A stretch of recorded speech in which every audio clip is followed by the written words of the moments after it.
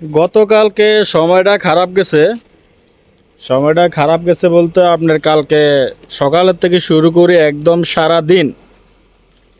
সারাদিন এত পরিমাণ বালু, মানে কি বলবো আর, পুরা দিনে মানে অন্ধকার ছিল।